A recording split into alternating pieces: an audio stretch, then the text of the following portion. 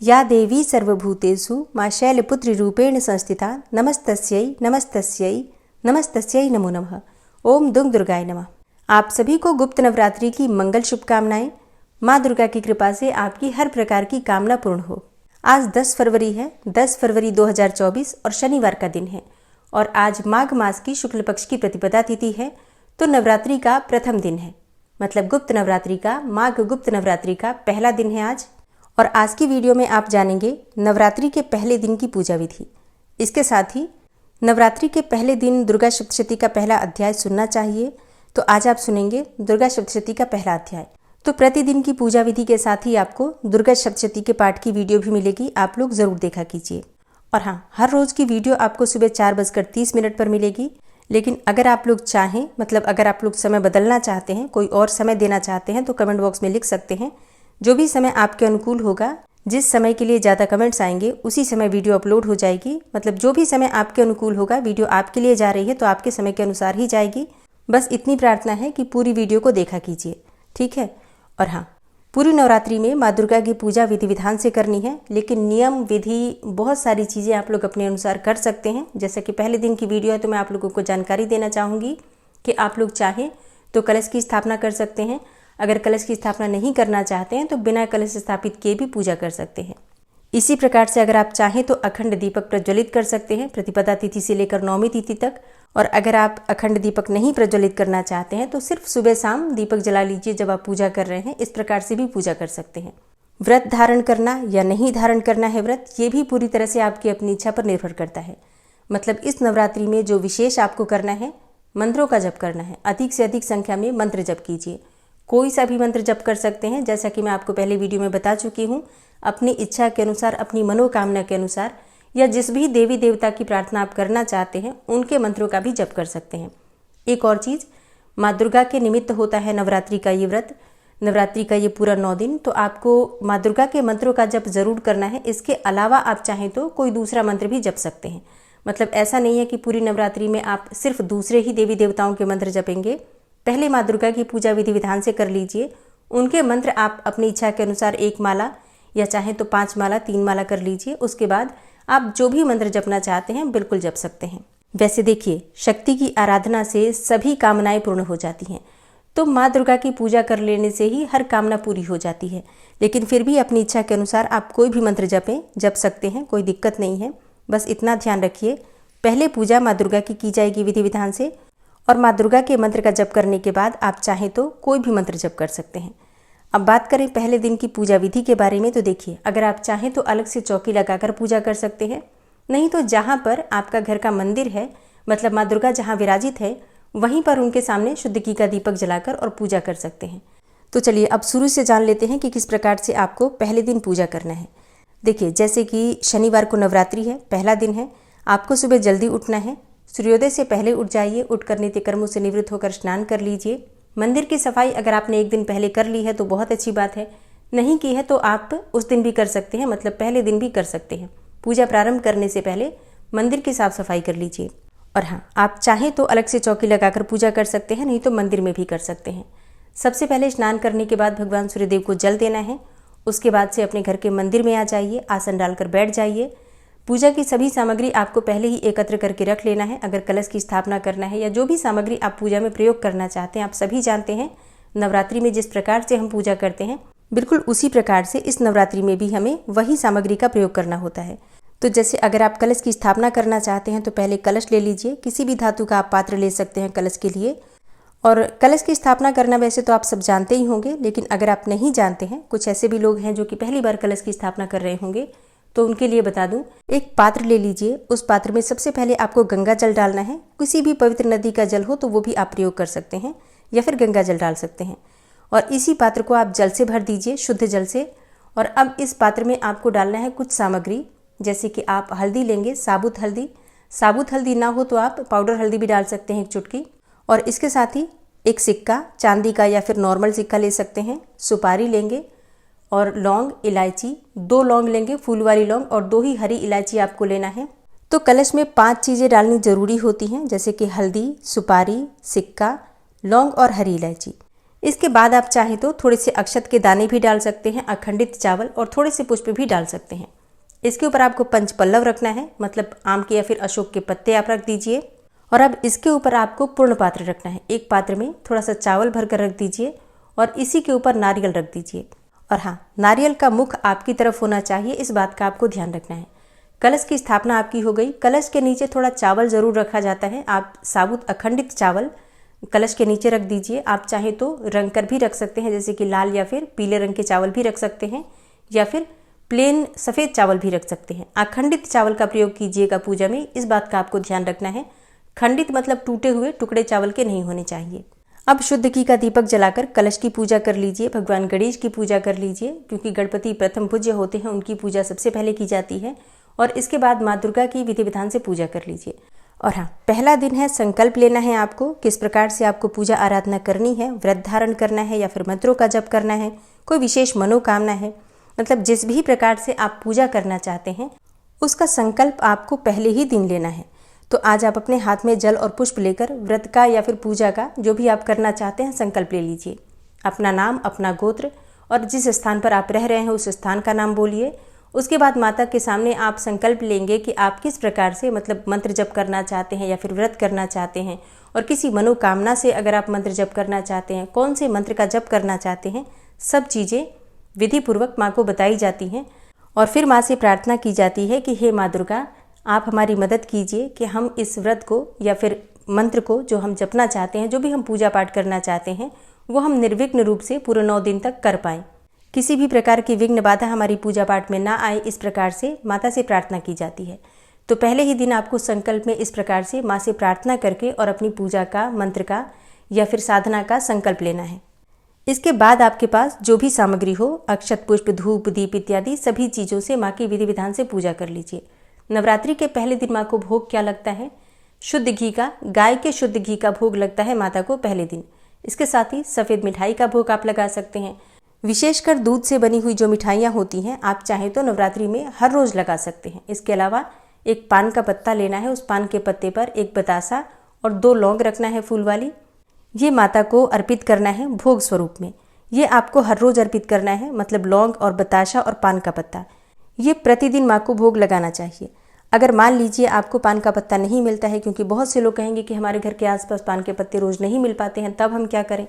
तो देखिए, ऐसे में आप पहले दिन पान के पत्ते का प्रयोग ज़रूर कीजिए। इसके बाद आपको नहीं मिल पाता है तो आप बताशा और लौंग भी अर्पित कर सकते हैं। मतलब लौंग और बताशे का भोग ज़रूर लगता है माता को, इस बात का आपको ध्यान रखना है। आप चाहें तो सुबह शाम दोनों समय लगा सकते हैं लौंग बताशे का भोग। इसके अलावा आप फलों का भोग भी लगा सकते हैं। जो भी फल आपके पास उपलब्ध हो माता को अर्पित कीजिए।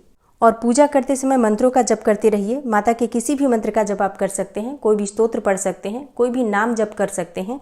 मतलब मौन रहकर पूजा नहीं करना है, पूजा करते समय मंत्रों का जप करते रहिए। और फिर जब आप संकल्प ले लेते हैं, उसके बाद विधि विधान से पूजा करने के बाद माँ की आरती कर सकते हैं। अब सुबह और शाम आप चाहें तो दोनों समय मंत्रों का जप कर सकते हैं अपनी इच्छा के अनुसार। बहुत से भक्तों के प्रश्न आए हैं कि हम किस समय पूजा करें, मतलब सुबह कौन सा टाइम होना चाहिए, शाम को कौन सा टाइम होना चाहिए। देखिए, हम सात्विक पूजा कर रहे हैं। पहले दिन माता शैलपुत्री का ध्यान आपको करना है और माता शैलपुत्री की पूजा करनी है। तो जिस प्रकार से नवरात्रि में हम सुबह ब्रह्म मुहूर्त में पूजा कर लेते हैं, या फिर कुछ लोग सूर्योदय के समय भी पूजा कर लेते हैं, तो बिल्कुल उसी प्रकार से पूजा करेंगे। और शाम के समय भी जब हम दीप बाती अपने घर में करते हैं, संध्या काल की, संध्या वंदन की, उसी समय आप पूजा कर सकते हैं। इसके अलावा जैसे कि अगर आप कोई विशेष मंत्र जपना चाहते हैं, कोई साधना कर रहे हैं, तो अपने अनुसार आप एक शांति का माहौल आपके घर में हो, उसके अनुसार आप समय निर्धारित कर सकते हैं। जैसे कि रात्रि में देर रात्रि पूजा की जा सकती है नवरात्रों में। सुबह ब्रह्म मुहूर्त में उठकर भी आप पूजा कर सकते हैं, मतलब 3 बजे से 5 बजे के बीच में भी पूजा कर सकते हैं। तो ये जो विशेष साधक होते हैं, जो कि बहुत अधिक संख्या में मंत्रों का जप करते हैं, कोई विशेष मनोकामना के निमित्त वो अधिक संख्या में मंत्र जप करते हैं, तो ऐसे में साधना के लिए रात्रि काल का समय बहुत महत्वपूर्ण होता है।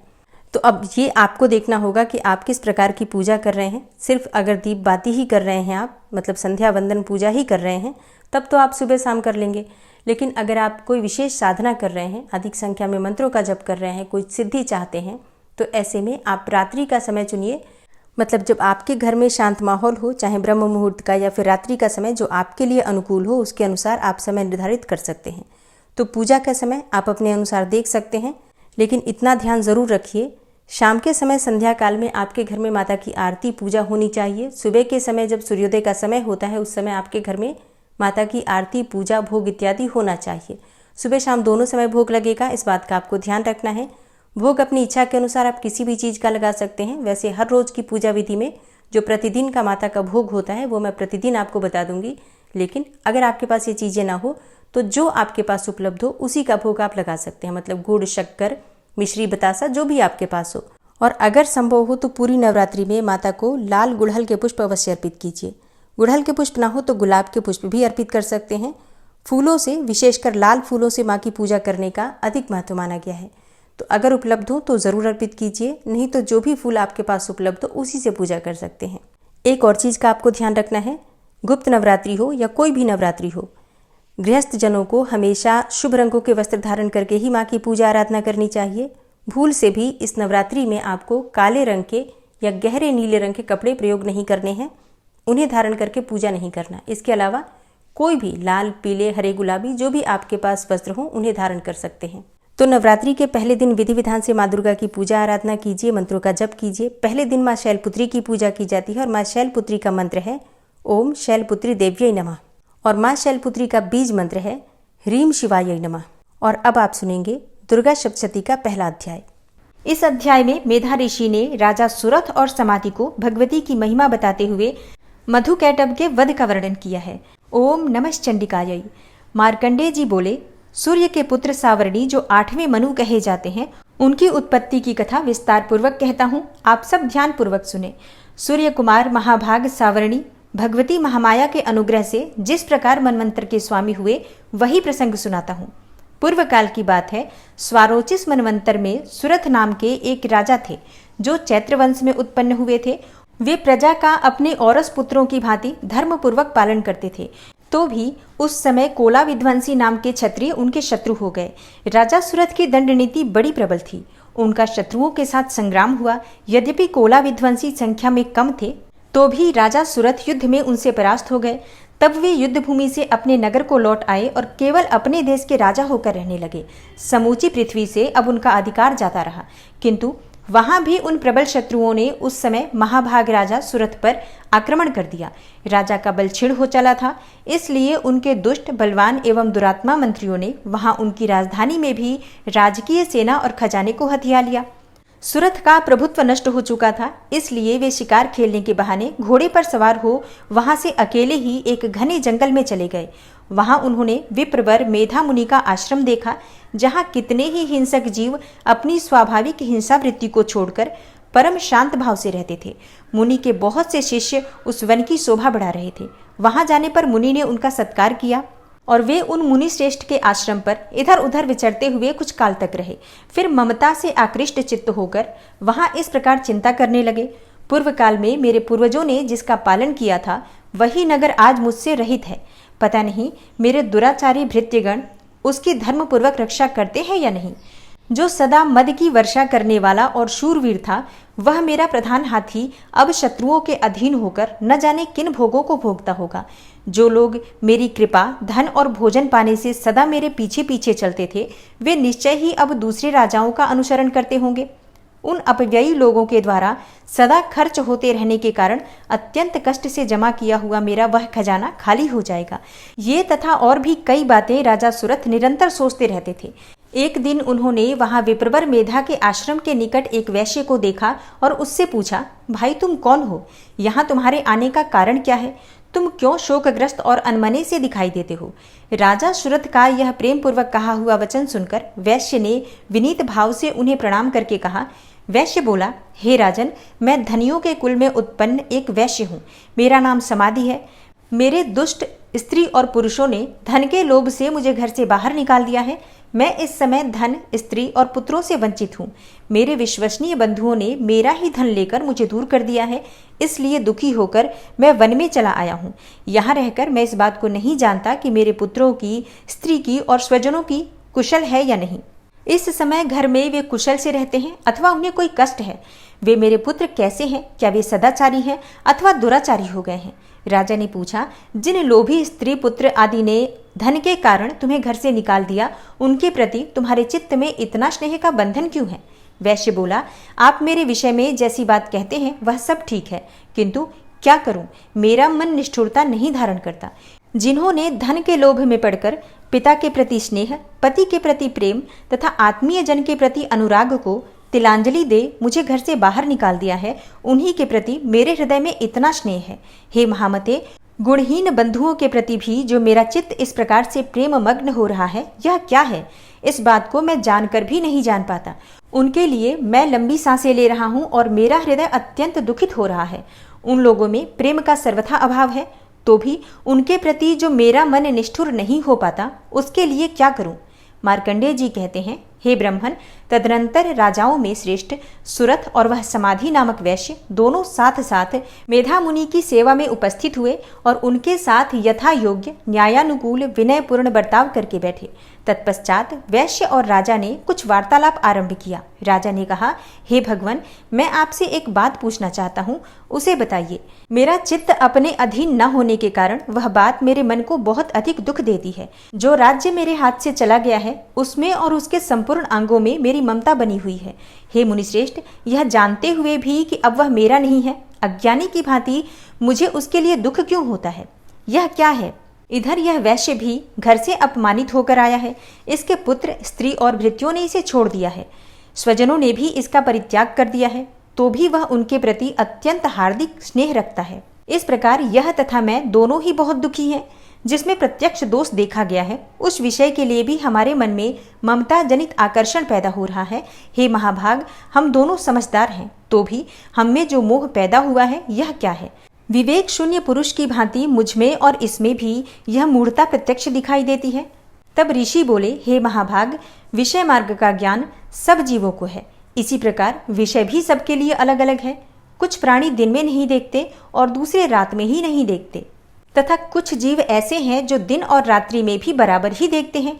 यह ठीक है कि मनुष्य समझदार होते हैं, किंतु केवल वे ही ऐसे नहीं होते। पशु, पक्षी और मृग आदि सभी प्राणी समझदार होते हैं। मनुष्यों की समझ भी वैसी ही होती है जैसी उन मृग और पक्षियों की होती है, तथा जैसी मनुष्यों की होती है वैसी ही मृग, पक्षी आदि की भी होती है। यह तथा अन्य बातें भी प्रायः दोनों में ही समान है। समझ होने पर भी इन पक्षियों को तो देखो, ये स्वयं भूख से पीड़ित होते हुए भी मोहवश बच्चों की चोंच में कितने चाव से अन्न के दाने डाल रहे हैं। हे नरश्रेष्ठ, क्या तुम नहीं देखते कि ये मनुष्य समझदार होते हुए भी लोभवश अपने किए हुए उपकार का बदला पाने के लिए पुत्रों की अभिलाषा करते हैं? यद्यपि उनमें समझ की कमी नहीं है, तथापि वे संसार की स्थिति, जन्म मरण की परंपरा बनाए रखने वाले भगवती महामाया के प्रभाव द्वारा ममतामय भंवर से युक्त मोह के गहरे गर्त में गिराए गए हैं। इसलिए इसमें आश्चर्य नहीं करना चाहिए। जगदीश्वर भगवान विष्णु की योग निद्रा रूपा जो भगवती महामाया है, उन्हीं से यह जगत मोहित हो रहा है। वे भगवती महामाया देवी ज्ञानियों के भी चित्त को बलपूर्वक खींचकर मोह में डाल देती हैं। वे ही इस संपूर्ण चराचर जगत की सृष्टि करती हैं, तथा वे ही प्रसन्न होने पर मनुष्यों को मुक्ति के लिए वरदान देती हैं। वे ही पराविद्या, संसार बंधन और मोक्ष की हेतुभूता सनातनी देवी तथा संपूर्ण ईश्वरों की भी अधीश्वरी हैं। राजा ने पूछा, हे भगवान, जिन्हें आप महामाया कहते हैं, ये देवी कौन है? ब्रह्मन, उनका आविर्भाव कैसे हुआ तथा उनके चरित्र कौन कौन हैं? ब्रह्मवेताओं में श्रेष्ठ महर्षि उन देवी का जैसा प्रभाव हो, जैसा स्वरूप हो और जिस प्रकार प्रादुर्भाव हुआ हो, वह सब मैं आपके मुख से सुनना चाहता हूँ। तब ऋषि बोले, हे राजन, वास्तव में तो ये देवी नित्य स्वरूपा ही है। संपूर्ण जगत उन्हीं का रूप है तथा उन्होंने समस्त विश्व को व्याप्त कर रखा है। तथापि उनका प्राकट्य अनेक प्रकार से होता है, वह मुझसे सुनो। यद्यपि वे नित्य और अजन्मा हैं, तथापि जब देवताओं का कार्य सिद्ध करने के लिए प्रकट होती हैं, उस समय लोक में उत्पन्न हुई कहलाती हैं। कल्प के अंत में जब संपूर्ण जगत एकार्णव में निमग्न हो रहा था और सबके प्रभु भगवान विष्णु शेषनाग की शैया बिछाकर योग निद्रा का आश्रय ले सो रहे थे, उस समय उनके कानों के मैल से दो भयंकर असुर उत्पन्न हुए, जो मधु और कैटभ के नाम से विख्यात थे। वे दोनों ब्रह्मा जी का वध करने के लिए तैयार हो गए। भगवान विष्णु के नाभि कमल में विराजमान प्रजापति ब्रह्मा जी ने जब उन दोनों भयानक असुरों को अपने पास आया और भगवान को सोया हुआ देखा, तब एकाग्र चित्त होकर उन्होंने भगवान विष्णु को जगाने के लिए उनके नेत्रों में निवास करने वाली योग निद्रा का स्तवन आरंभ किया, जो इस विश्व की अधीश्वरी, जगत को धारण करने वाली, संसार का पालन और संहार करने वाली तथा तेजः स्वरूपा भगवान विष्णु की अनुपम शक्ति हैं। उन्हीं भगवती निद्रा देवी की भगवान ब्रह्मा स्तुति करने लगे। ब्रह्मा जी ने कहा, हे देवी, तुम ही स्वाहा, तुम ही स्वधा और तुम ही वसटकार हो।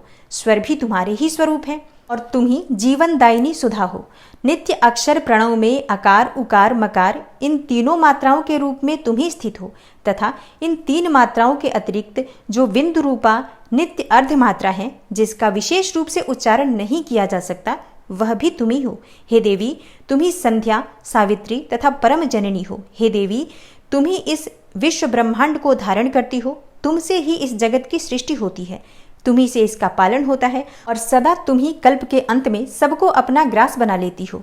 हे जगन्मयी देवी, इस जगत की उत्पत्ति के समय तुम सृष्टि रूपा हो, पालन काल में स्थिति रूपा हो तथा कल्पांत के समय संहार रूप धारण करने वाली हो।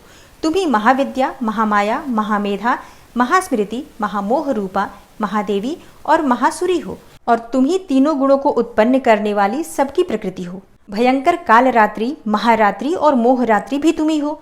तुम ही श्रीम, तुम ही ईश्वरी, तुम ही ह्रीम और तुम ही बोध स्वरूपा बुद्धि हो। लज्जा, पुष्टि, तुष्टि, शांति और क्षमा भी तुम ही हो। तुम खड्गधारिणी, शूलधारिणी, घोर रूपा तथा गदा, चक्र, शंख और धनुष धारण करने वाली हो।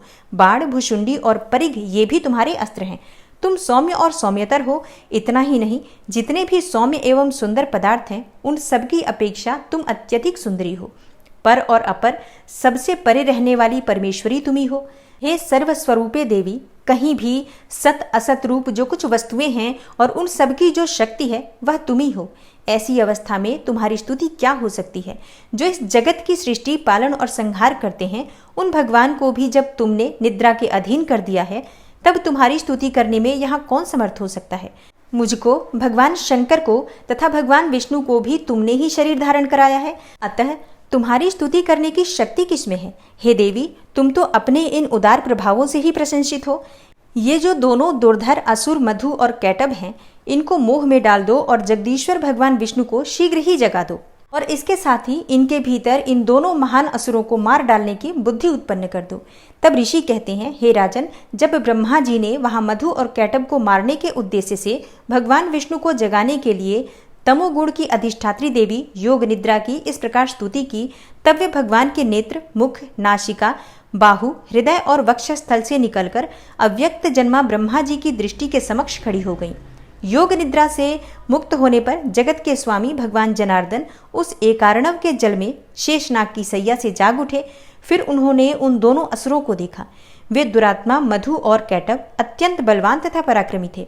वे क्रोध से लाल आंखें किए ब्रह्मा जी को खा जाने के लिए उद्योग कर रहे थे। तब भगवान श्री हरि ने उठकर उन दोनों के साथ 5000 वर्षों तक केवल बाहु युद्ध किया। वे दोनों भी अत्यंत बल के कारण उन्मत्त हो रहे थे।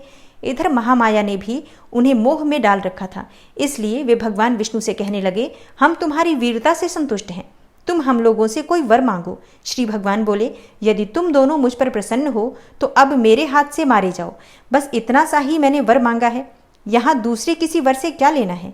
ऋषि कहते हैं, इस प्रकार धोखे में आ जाने पर जब उन्होंने संपूर्ण जगत में जल ही जल देखा, तब कमल नयन भगवान से कहा, जहाँ पृथ्वी जल में डूबी हुई न हो, जहाँ सूखा स्थान हो, वहीं हमारा वध करो। ऋषि कहते हैं, तब तथास्तु कहकर शंख, चक्र और गदा धारण करने वाले भगवान ने उन दोनों के मस्तक अपनी जांघ पर रखकर चक्र से काट डाले। इस प्रकार ये देवी महामाया ब्रह्मा जी की स्तुति करने पर स्वयं प्रकट हुई थी। अब पुनः तुमसे उनके प्रभाव का वर्णन करता हूँ, सुनो। इस प्रकार श्री मार्कंडेय पुराण में सावर्णिक मनवंतर की कथा के अंतर्गत देवी महात्म्य में मधु कैटभ वध नामक पहला अध्याय पूरा हुआ। दोस्तों, आज की वीडियो में गुप्त नवरात्रि के पहले दिन की पूजा विधि की जानकारी मैंने आपसे शेयर की। इसके साथ ही दुर्गा सप्तशती का पहला अध्याय भी आपने सुना। उम्मीद करती हूँ वीडियो आपके लिए ज़रूर उपयोगी होगी। इसके अलावा गुप्त नवरात्रि से संबंधित अगर आपका कोई भी प्रश्न हो तो कमेंट बॉक्स में आप लोग लिख सकते हैं, जल्दी ही आपके प्रश्नों का उत्तर मिल जाएगा। आज की वीडियो अगर आपको अच्छी लगी हो तो वीडियो को लाइक कीजिए, शेयर कीजिए और चैनल पर पहली बार आए हैं, अगर अभी तक आपने चैनल को सब्सक्राइब नहीं किया है तो आज की वीडियो अगर आपको अच्छी लगे तो चैनल को सब्सक्राइब करके बेल आइकन को ज़रूर प्रेस कर लीजिए। इससे ये होगा कि इस चैनल पर जो भी नई वीडियो अपलोड होंगी उनकी नोटिफिकेशन आपको सही समय पर प्राप्त होगी। मिलती हूँ मैं आपसे अगली वीडियो में, तब तक के लिए जय श्री राधे।